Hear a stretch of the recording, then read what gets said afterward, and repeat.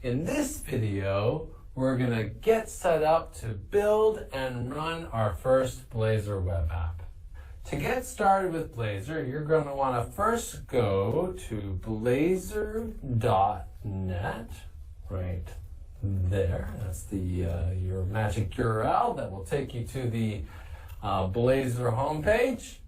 And on this site, you'll find all sorts of useful information about Blazor, like links to the Blazor docs and details about Blazor's many features. Go ahead and click on the Get Started button, and then click on Let's Get Started. All right, here you'll find the Blazor tutorial, which has instructions for multiple platforms for Windows, Mac, and also Linux. On Windows, you can get started with Blazor using Visual Studio, a fully featured integrated development environment, or IDE. Go ahead and, if you're on Windows, go ahead and download Visual Studio. This will download the free community edition of Visual Studio. And then once that's downloaded, go ahead and run the installer.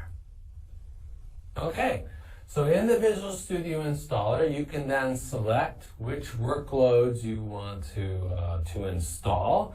For Blazor, all you really need is the web development workload, which is the first one up in the upper left-hand corner. So go ahead and select that and then click Install. I've already installed it, so I'm going to close out of this and then go ahead and launch Visual Studio. All right, once you're in Visual Studio, we're going to create a new project. And then you're going to want to select the Blazor web app template, this one up here at the top. If you don't see it, you can filter for just the web templates by using this right drop-down box and just select web, or just search for Blazor. Okay? This is where you can pick where do you want that Blazor web app to go. I'm just going to use the default here. Click Next. There are some options we can tweak then with the project. Just leave all the defaults and go ahead and click Create. There you go. You just created your first Blazor web app project.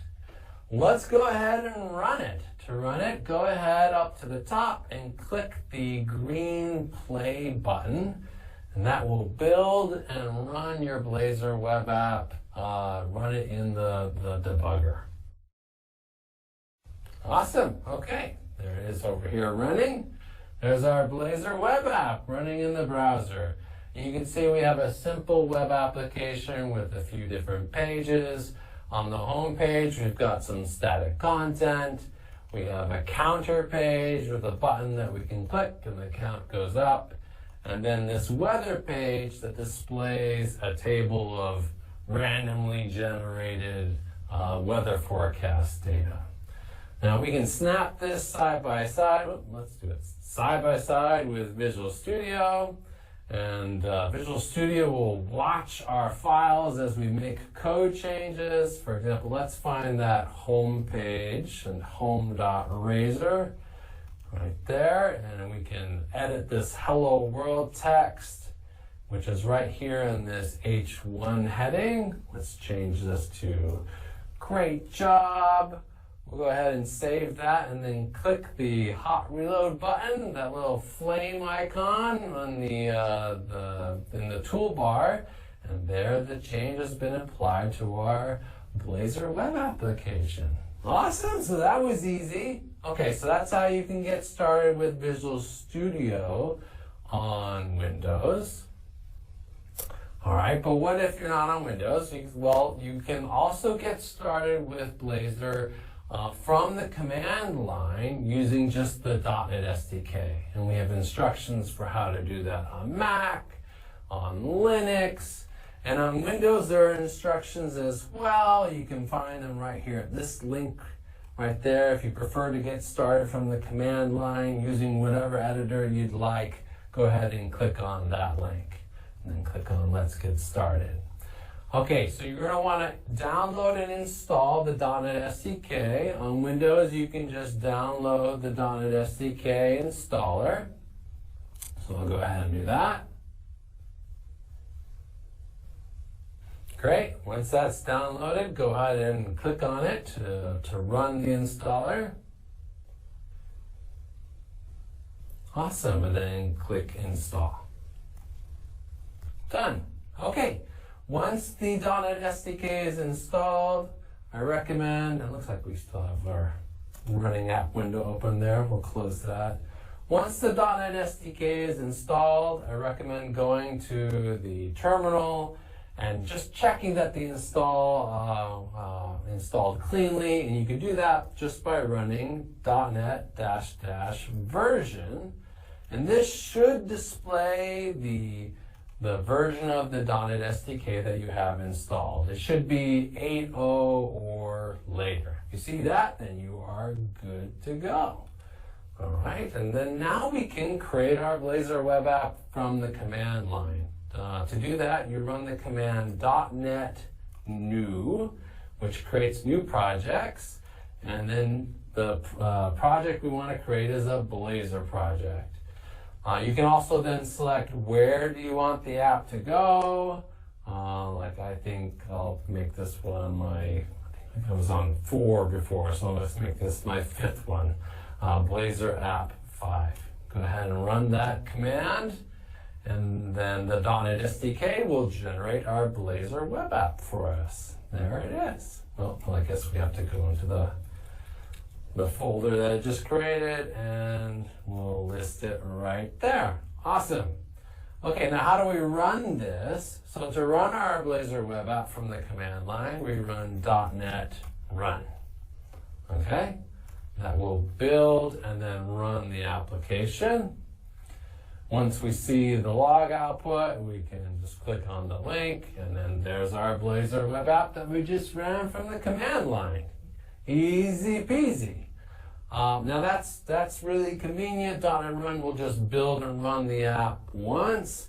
What's even more convenient is instead of doing that, by the way, we can stop the app by just hitting Control-C. There's another command which is .NET Watch. And what .NET Watch will do is it will build and run the app, but then also watch the files for file changes, and then apply those file changes to the running app as you're making them using your favorite text editor. And we'll apply them using hot reload or even restart the app if it needs to be restarted. So .NET Watch, super convenient to get your developer workflow going smoothly. All right, so then use whatever editor you'd like. If you're a Visual Studio Code user, we can do Blazor development in Visual Studio Code. Let me go ahead and stop this app. There we go. We can close this. So I have Visual Studio Code installed here. With Visual Studio Code, it looks like I had a previously installed created Blazor app. We'll go ahead and close that. So I have Visual Studio Code installed here. With Visual Studio Code, you're going to want to install the C# Dev Kit extension, which I've got right there. And this will give you a really great cross-platform developer experience for C#-based apps. Okay, once you've got that installed, then you can click on the File Explorer, and there should be this Create.NET Project button. Go ahead and click that, and it will offer you a list of available .NET projects. You're going to want to select the Blazor web app project, and then we pick where do we want to put it. I'll put it alongside all the other ones that I've just created in my repos folder. Looks like we're up to 5, so let's do Blazor app 6. We'll select that location. Now, Visual Studio Code is then going to ask me to pick a name for my project. Usually I just have that be the same name as the location where it's sitting. And there we go. Now we have our Blazor web app created in Visual Studio Code. And what's nice about having that C# dev kit extension installed is that in addition to just like the file system view of the project, I also get this Solution Explorer view, which is like .NET's view of the project, all the files that are actually included with the build, and you can also see all of your dependencies. Gives you a lot of nice information about your project.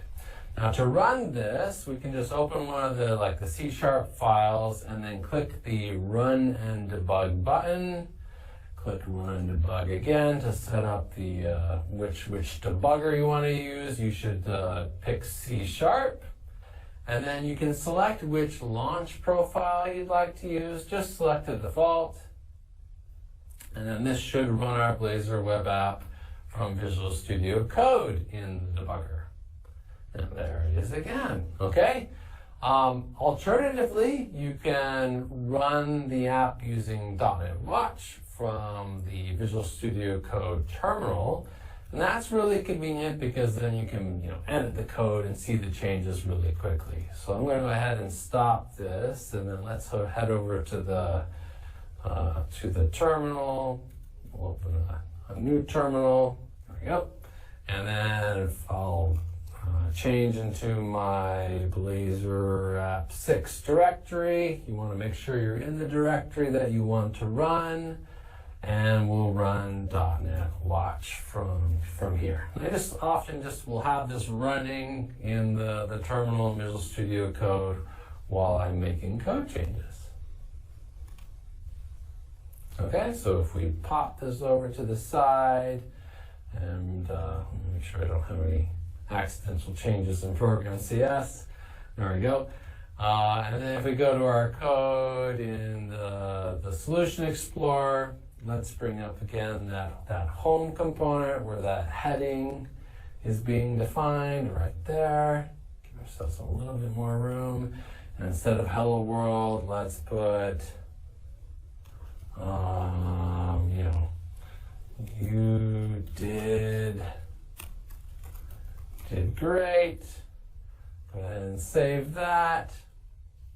And then just by saving it, .NET Watch will detect a change and apply it to our running app.